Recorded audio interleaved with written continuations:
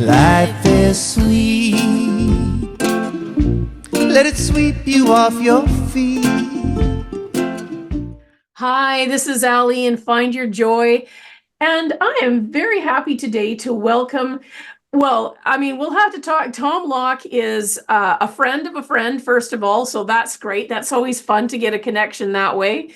He is, I was looking at your bio, Tom, and you've got a master's in mathematics. You're an author. You've worked in the film industry. Like it is just, you're a bit of a music buff and enthusiast and expert, and there's a whole lot going on with Tom. Hi, Tom. Good morning and welcome. Good morning, Ali. Great to be here. It's so good to have you.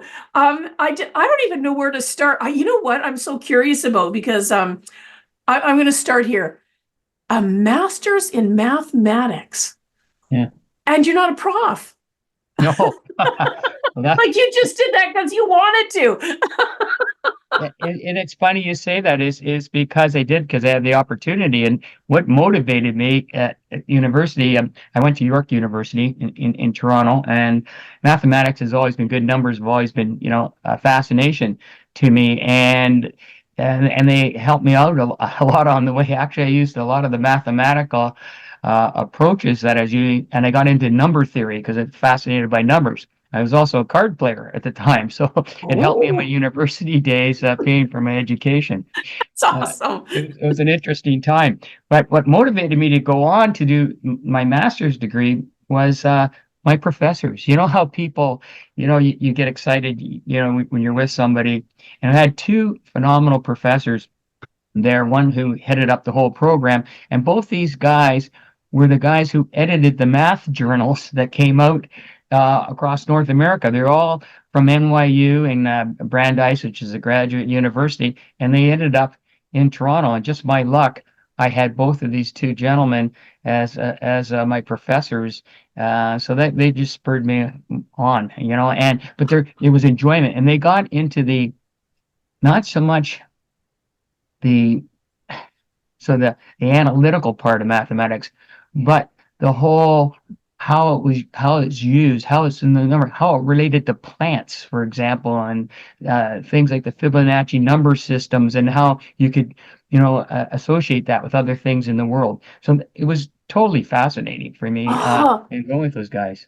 yeah, I can imagine. Well, I do sound healing stuff, and that's math. I mean, Hmm. it's interesting. I can remember. Oh my goodness, I worked. I one of my jobs. I was a disability case manager for many years. Spent a lot of time doing social service work, Right. and I can remember the accountant and I were talking at work one day, and she said, "Oh," I said, "I don't know how you can do this. Like just all these numbers."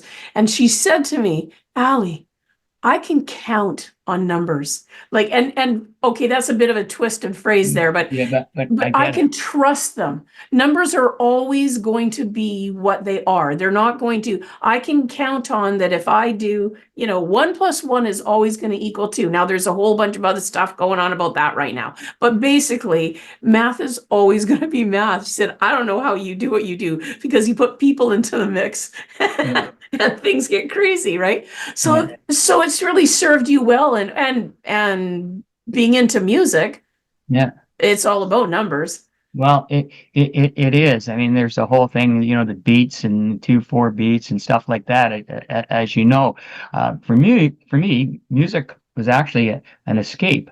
Uh, Mm. it was something that you could go back, you could listen to, you can do and other things while you have music and sound in the background. That's the beauty of it. Whether you're traveling in your car, you're at home taking a break from whatever you're doing, leaning back and listening. So I always found the tunes. And around the house, my parents, weren't musicians or anything like that, but the radio was always on. They're always humming a tune or something like that. So sort of by osmosis, you pick up this thing. I um, grew up and my parents, I was a child of the 50s, and growing up, I think maybe from the womb, I knew all the records by the Platters and groups like that because my parents would be playing them all the time or humming them. So Yeah, it's been exactly. easy. And you're right. I think that most of us know the tunes from our parents' generation, our generation, and then a little bit, if we're open enough to it, a little bit of our kids, and now even my grandkids, right? We're just, there's this whole landscape that what is it? The soundtrack of our life. It just keeps growing and growing if we let it. Well, it does, and it's interesting as you're talking about music here. You're talking about it, and it was the motivation for the book I wrote of music. You got a smile on your face. My whole thing was that's the beautiful thing about music. When you're listening to it, Yeah. you're talking about songs you like. I can watch people's eyes, and I just watch their smiles come out Yes. all the time. It's incredible, and it's a wonderful stress reliever too, whether you're performing or whether you're just listening. Yes. Yeah, it is, it's such a healer. It's a beautiful gift. And like you said, there's, I mean, I can right away, I can think of, three songs off the top of my head. And if I just randomly grab them, I can think of a person. If I was a teenager, for sure, a boy I had a crush on. Sure.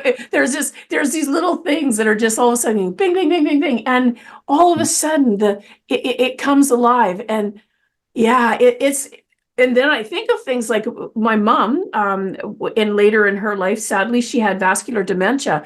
But Mm. I'll tell you what, you put on a song that she knew, and she was there. She Yeah. wasn't in a wheelchair and she wasn't trapped. She No. was a 20-year-old or a 30-year-old dancing across the floor with some cute guy. Yeah. Well, we have some commonality there. My father passed away from Alzheimer's. And in Mm, his last years, I brought him from Toronto to here, and I was sort of a caregiver for 4 years, and back and forth to his facility.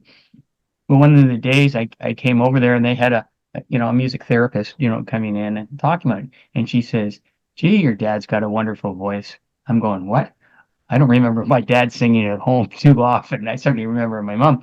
And I said, "Really?" And I said, "That's interesting." So I went home and I made a tape of all records that we listened to, in the 50s and I took them to her, gave it to the music therapist, and she played with my dad. My dad sang every word on every song on key, and then and it was just, as you say, transformed into an yes. element. And the other beautiful thing about it, lovely smile on his face while he was doing it. He was okay Yeah. with it. I, Wonderful. because yeah, I was just thinking, I'm getting teary thinking about my mom because of course when a person is losing their memory and things are Mhm. getting fuzzy, and that's, it can be frightening for them. Sometimes it's a blessing if they're not aware, Yeah. but there's a way that they can feel lost. But when that music comes in and that connection happens, and you see it, the life, their Oh eyes yeah, you do. sparkle again. It's so beautiful. Oh, that's Yeah. wonderful that you did that for your dad. That's a Yeah. wonderful gift. Yeah, That's beautiful. it was, I like and those music's a stories. great connector. It Mhm. truly is. It's a universal piece, and it really does bring people together. I belong to an international film group around the world, and so there's different languages and all that. English is the sort of the official language of this international group. Is We're in about 50 countries in the world, and we meet each year in a different spot in the world, and but it's interesting that you find I've found over the years three things that could really do connection. Everybody's got to eat, so food and drink has always been number one. Yes, yes. Music certainly is there, and you get an appreciation for the different styles and of all, in every country. And third, ironically, I stumbled upon this and I used it a few times in my days in the entertainment industry. It was magic. Ah. Magic is a very interesting thing around the world because the communication, yeah, there is the banter, but it's the visual, it's the Mm. motion, it's the result and making the mind think, what's going on. That's universal. I love that. I have this whole thing about magic that I can. I'm wondering. I might take this down a path that I think that I think if I'm not mistaken, you're talking about. I was going to say magic proper, as in magicians, magical act, magical Oh, performance, that kind yeah, of thing. yeah. I think also there's a way that I don't know. I think humans, I've been talking about this a lot lately. I think humans crave magic a little bit, and that's whether it's spirit, miracle, magic. There's something in us that longs for there to be a beautiful invisible realm that comes into the visible. And I've been noticing that, I had my years working in ministry, that I noticed that people long for miracles or something. And I do a lot of energetic things like sound healing and things like that now, and people are looking for that. And I think it's really all the same thing. It's the draw into that. And I love that you said magic, because that's just one other little way that we're allowed to do it, and no Right. one's Well, I really concerned. believe that I call it also a sense of wonderment, and Yes. but a sense of wonderment breeds hope. Yes. Absolutely. Absolutely. That's a beautiful way let me write that down. It's a beautiful way to succinctly what's Yeah. happening for people um when they're attracted to something. It's not a wrong thing, it's a human thing. We want to believe there's more, whatever the more is. We all have ideas of what the more is, but that there's something. Oh, I like that, because hope is a beautiful thing.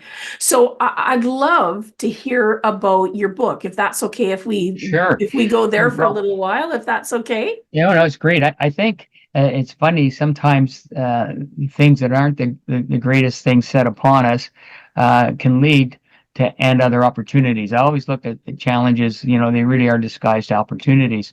So in this case, I have to thank COVID for the chance for me to, get something off the corner of my desk and write it down. For the past, I'm going on my 25th year. Every week, I write a little story about music. It's a 2-minute piece that finishes off with the song, and it's aired on Treasure Island Oldies since 2000, which is the longest running internet oldie station, and it comes right out of Vancouver, right here. Oh my gosh. A gentleman named Michael Godin, a guy you would probably love to talk to. He used to be with A&M Records. He's the guy that discovered Bryan Adams. We've been good friends for years. And Wow. so Michael, I came up with this idea. I'll go back a little bit. Great. Let's go back in that car. So you're driving to school or work. You got the radio station on. What if Alla, do you ever remember Paul Harvey, the rest of the story? Paul Harvey's out of Chicago, and he used to put these pieces out every day, and you're thinking, who's he talking about? What story is he talking about?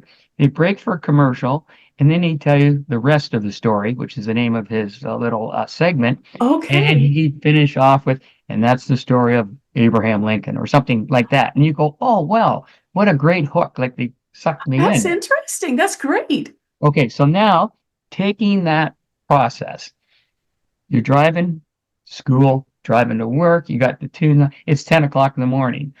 And all of a sudden, the guy starts talking, well, this artist did this, then went on to do this. Who'd know a young boy from such and such would do this? Break, commercial, comes back, tells the rest of the story, and then plays the record.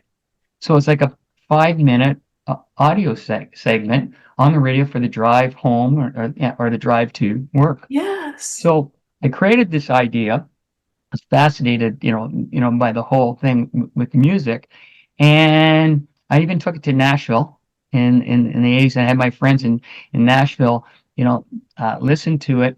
It was a group that did all the commercials, TV commercials for radio stations. So their clients were radio people. Now you would see them on there, listen to CKFM, whatever it was, and on it would go. So they did all those. So he went to the guys who worked within his company, who are from radio now over to TV and film, and his clients, and he tested them out. And they said, "Hey, good stuff, but we don't want, as they called it, sound bites right now. What we want is Casey Kasem's 2-hour show, or Dick Barclay's 3 hours rock and roll, like Dick Clark's, at least 2 3-hour shows. That's what they're looking for to slot into their various stations. as things like oldies and that became of relevance in the late 80s, early 90s. So now we fast forward, it's 1997. I'm literally sitting at Michael Godin's kitchen table and we're talking about his new show. I says, you know what? I think the internet's going to take off and I'm going to put the first oldies show on this. And he outlined the format. And so, you know, really supported him. And then I said, hey, Mike, I got an idea. What if I can, you know, get a sponsor for the show and we'll do these segments? He loved the segments. He says, that'd be great. Makes my show unique because I got these segments. So we've been doing them ever since. Now, when these segments first came out, I had a sponsor out of LA. It was a guy named Sorrels Pickard. Real life Great person name. was Sorrels Pickard's Gourmet Peanut Butter. All right. And they wanted to sponsor on our show. My friend in the entertainment business had met Sorrels, who a phenomenal artist in himself, wrote 4 records that were on Ringo Starr's album Beaucoup de Blues. Yeah, The this peanut guy was butter the guy. real, yeah, the real guy. This guy's the real guy. So we come up with, I make up the Sorrels Pickers Peanut Butter Pick of the Week. Of course, Michael hated saying that because that's you're talking live and you're doing an alliteration, you know, on the radio. So unfortunately, Sorrels passed on. We had great experience with him. He was a great guy. He's large in life. In fact, in my book, the epilogue is on Sorrels. So anyway, so it became, he said, but I love it. You know, let's keep it as moments in time. So it's been moments in time, you know, pretty much forever and a day. So Michael's listeners kept on, he says, Tom, these are great. You should put these in a book, you know. These should be in a book. And I said, yeah, it makes sense. And this started about 10 years ago. Now, timing is a wonderful thing because one of the challenges you have for say the story or the idea, the way I designed it is you want complete and instant gratification. In other words, you hear the story, you get the ending, but you want to hear that song. You're motivated to listen to that song. So how could I put new technology in with the book and not going around trying to find rights for this, rights for the song, you know, doing this, which would, you know, be ad nauseum. And I didn't want to keep walking around going to various, you know, publishers because they'd probably still be talking about it today. So I self-published the book myself. So I went out there. So, and this is the book, and I'll tell you how I made the innovation. I'm going to make a statement here, and this is pretty bold, but here it is. That this book, there is no book in music in North America, actually in the world like it. Well, that's quite a bold statement. It is because how it is written. Every song, you can open the book anywhere. Any song, any story, the rest of the story is written on 2 pages. 2 pages. Oh. And it's written, getting back to magic or mystery, the first page sets you up for the kill. You know, the first page sets you up. You turn the page over, you get the rest of the story. But at the bottom of the corner, here's the innovative part, bottom of the corner, there's a QR code. You put your smart camera over it, click it, and it goes and it'll direct you to hear the song. That's brilliant. Oh my gosh, I love that. That was you smarty pants. That is and that gets back to my days, you know, in post-production and the entertainment industry, because we were always on the leading edge of technology, had to be, because the viewer sophistication just got bigger and bigger. Same with listeners. I mean, you know, record players and people going back to the real thing now, as I call it, but they're walking around, they got Spotify, it's in their ears, and you're doing that because it's not just talking about the song, you want to hear it. So here's the opportunity where you can, and you can do it right off a Kindle screen as well. So oh my goodness. So so then I have a question.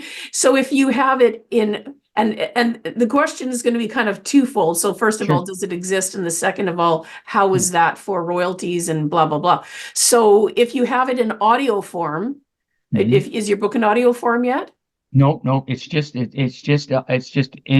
print and on Kindle. So yeah. Okay. Because my question was going to be then, if it is in audio form, then what would be required to have it play right away? Because I'm guessing there is a difference in terms of royalties and things like that. To have a There QR is. code that someone can just grab on their own, you're not responsible for that. You're No, just I'm telling not. them And about and it. it doesn't and it just directs you to where you can find it. All Yes, right. So that's smart. and it That's really is smart. And that's and because that to me was the trigger in the book, because some of the stories I write in are about forgotten, what I call forgotten favorites in some cases, where people, geez, I haven't heard that song in umpteen years. I didn't know the oh background to that song. So you want to hear it, you know? yes, you want to hear it.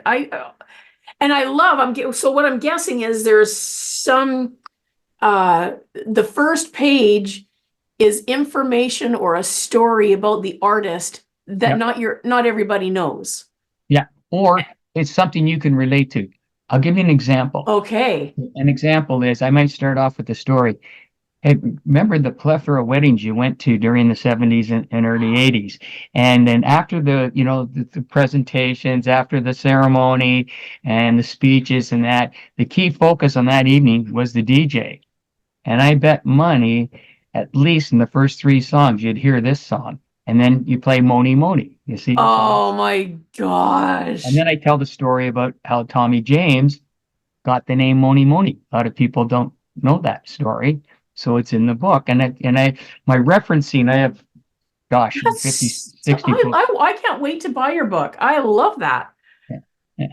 Yeah. Oh, I think you'll enjoy it, especially you back. And the other thing is, we incorporate things. What we've learned from the society today as we've got older is being succinct, and you can capture my time for 5 minutes. Getting Yes. the instant gratification in there, and tell me something I don't know. So those are the three motivating factors for me Tell for me the book. something I don't know. My whole life is full of I love tell me something I don't know. You know, I remember this about the same and not. It's just where my mind has gone to and all this. I liked Black Sabbath, right? I was a teenager in the Yep. 70s and Black Sabbath Yeah. was a thing. But I didn't follow Ozzy. That wasn't I wasn't I didn't dislike. It wasn't about that. It was I'm Yeah. kind of more into blues and I really like I like world music now mostly, but anyways, that's another story. Yeah. But I didn't Yeah. really follow along Aussie. But my husband was an Aussie fan, die hard, Oh, still, wow. just everything Aussie. He's just loves Aussie. Um, and so when Ozzy came out with that show with him and his son Jack, they traveled around they traveled the world, but they did a whole thing where they traveled with their Winnebago, I think it was, or Yeah. whatever it was. We watched it and I fell in love with Ozzy. I thought, what a lovely human being. But the part that I think I loved most about Ozzy was that and Jack did it, of course, he would go and see people perform his music in a completely different way. So it might be someone on a choir or a mariachi band or somebody doing his music in a different way and how much that touched his heart. So it was there we are. And so we're hearing this. There's this backstory about Ozzy, and he's talking about however that song came. So that's a little bit touches on maybe how your book is. But then to see the enormous blessing that he received, I love, people who have. Here's the thing about about people in general. Sometimes when we're insecure, we can be less than gracious. It's a Mm. human trait, Yep. if we're insecure about something, but a person who is quite secure in what they're doing, they're so open to the possibilities. So to watch him tear up, sing a choir do Crazy Train, or I can't remember exactly the song. So the song blessed them. They did this thing. We got the story about the song, and then to watch him be really touched by it. And your book makes me think of stories like that, and I haven't even read it yet. I can't wait to. Yeah, well, that's exactly the way it's supposed to it's supposed to go. And and you talk about it, we're always curious and wondering. And I think for longevity in life, always, wanting to learn more or being access is great. And since I've written this, or even over the period of time of writing all these stories every week, you find the less and less I know. I just Yes. uncover more things that you can't believe, and it's fascinating to me, the whole world, or even how songs even got produced or made. Like that's a amazing thing. Some luck of the draw. Some things it was the old Bruce Springsteen thing. It took us 12 years to become an overnight success. Things Yeah. like that ha- have happened many times with Yes. many recordings. And timing in this industry, in the music industry, is phenomenal. And a little bit of luck never hurt. That's Not great. Unfortunately, not every artist had a person like Elvis Presley did in Colonel Tom Parker. Yeah, he was a huckster, promoter, and stuff like that. Elvis had the talent, no question about that. But Colonel Tom really made that go. Yes, for sure. Because there's like you said, I mean, you can go walk around the corner. I've seen buskers that just stopped me in my tracks that I thought, my gosh. And that just so yes, it's all about promotion. How is someone going to ever know someone exists True. unless So someone true. comes alongside and does something? Well, that's you know what I can't wait to read your book. I think, look at me, I'm getting all tongue-tied here because I'm thinking I just want to talk to you forever. I want, I mean, we've just scratched the surface. This is just your book. And there's so much. I'm wondering if you would have time that we can do a part two on this. Do you We have sure space can. for that? Yeah, That would be amazing. So, our part one, our conversation is learning so much about what brought you to write this incredible book and a little bit about it. So if anyone out there listening is like me, they can't wait to get it. And we will have all the details in the show notes about how they're going to get your book. sure. And I'm looking forward to that myself. Thank you so much for spending time and sharing just this little bit of what a sparkly, lovely person you are. Well, thank you. Sparkly. I Yeah, don't know where I came up with that word, but sparkly, wonderful. So I've been called worse. So you just have to know how much my granddaughter and I love all things that sparkle okay, to get the cool. reference for that, I suppose. Yeah, Yeah, Tom, thank you so much for being here today and sharing this with us. It's you're a wonderful, wonderful storyteller. I can't wait to read your book. thank you. Yeah, and to all our listeners, thanks for hanging out with us today. This is Allie. Do tune in next week because Tom is going to be back. And for right now, find your joy. Thanks so much for joining me today. If you found a piece of your joy in this episode, I would love to hear about what came up for you so that we can continue to grow the impact of this show. Thanks again. See you soon. And remember, find your joy.